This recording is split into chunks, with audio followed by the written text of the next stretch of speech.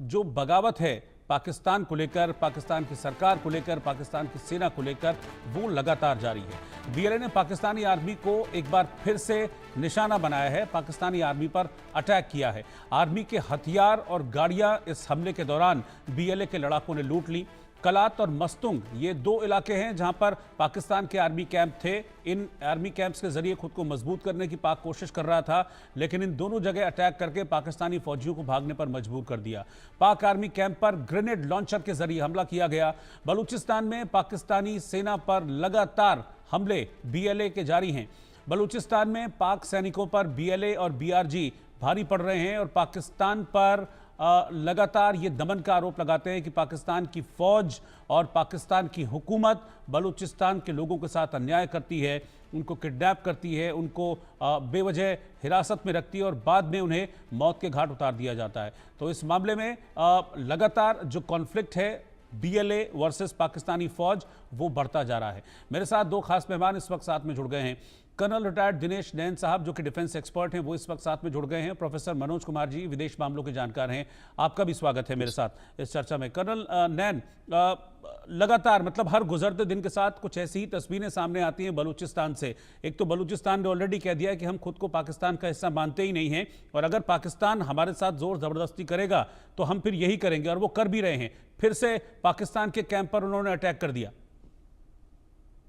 देखिए रोहित, जो सिचुएशन है बलूचिस्तान की, अब अगर पाकिस्तान की जो सरकार है या जो एस्टेब्लिशमेंट है, अगर वो ये सोच रही है कि इसको शांत कर लिया जाएगा या फिर ये वापस से पाकिस्तान की मेन स्ट्रीम में इनको ले आएंगे, काफी बड़ी बड़ी बातें ये लोग कर रहे हैं। अपने इनके कुछ सांसद भी कर रहे हैं अपनी पार्लियामेंट के अंदर कि हम उनके लिए ये करेंगे वो करेंगे। आपने देखा शहबाज शरीफ और आसिफ मुनीर भी जो है वो बलूच की पगड़ियां पहन करके वहां जाके एक सभा के अंदर उन लोगों ने इन लोगों को जो है उस तरह का भावना देने की कोशिश की कि जो हम नहीं कर पाए वो आपका ख्याल रखे जाएगा।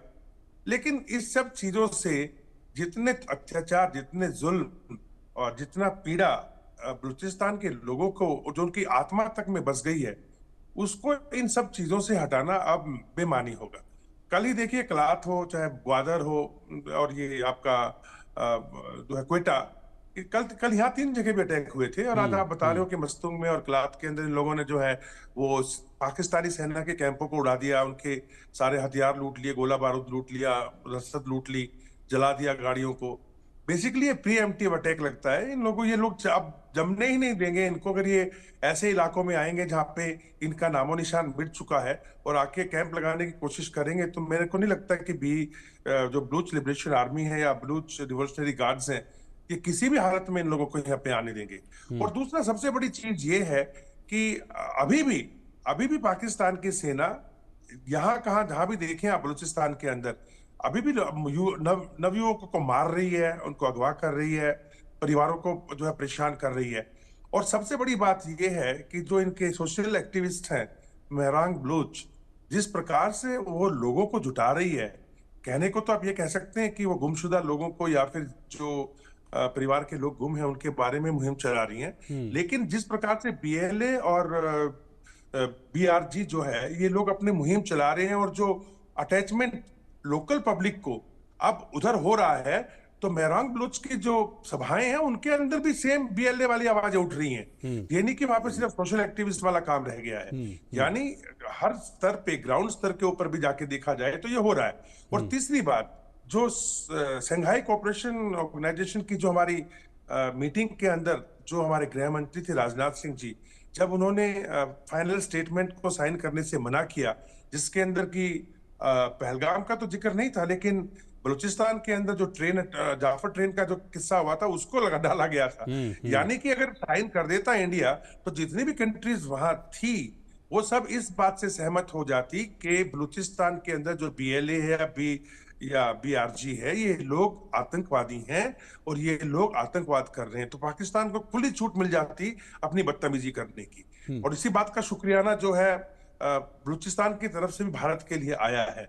मैं समझता हूं कि जिस प्रकार का सपोर्ट ये इन लोगों को मिल रहा है अभी, मॉरल सपोर्ट, खासकर ये जो चीज डिमांड कर रहे हैं भारत से तो पाकिस्तान की हरकतों को देखते हुए हम लोग थोड़ा डिले कर रहे हैं। मुझे लगता है कि हमें इनके साथ में अब हर हालत में खड़ा हो जाना चाहिए। और इनका जो ये अपनी एम्बेसी खोलने की बात कर रहे हैं दिल्ली के अंदर, why should we give them, क्यों नहीं देना चाहिए हमको इनको? अगर जनता पूरी की पूरी खड़ी है और मांग कर रही है, तो फिर क्यों नहीं? विदेशों से लेकर के और बलूचिस्तान के अंदर, तो भारत को भी थोड़ा प्रोएक्टिव होना चाहिए इस मामले में। नॉट बिकॉज कि हम लोग कोई आतंकवाद का साथ देना चाह रहे हैं, लेकिन कहीं पे अगर जेन्युइन मूवमेंट है और कहीं पे लोगों का जो आक्रोश है वो अपना अलग से रहना चाहते हैं, और ऐसी सिचुएशन के अंदर बेशक पाकिस्तान ये लाइक ना करे, मैं मानता हूं कि भारत को इसके अंदर थोड़ा आगे प्रोएक्टिव हो जाना चाहिए। ठीक है, प्रोफेसर मनोज कुमार, आप इस पर क्या सोचते हैं? जो अभी कर्नल दिनेश नैन ने जो बात कही है, आपको लगता है कि इस प्रोएक्टिवनेस की जरूरत है? क्योंकि ये तो डिमांड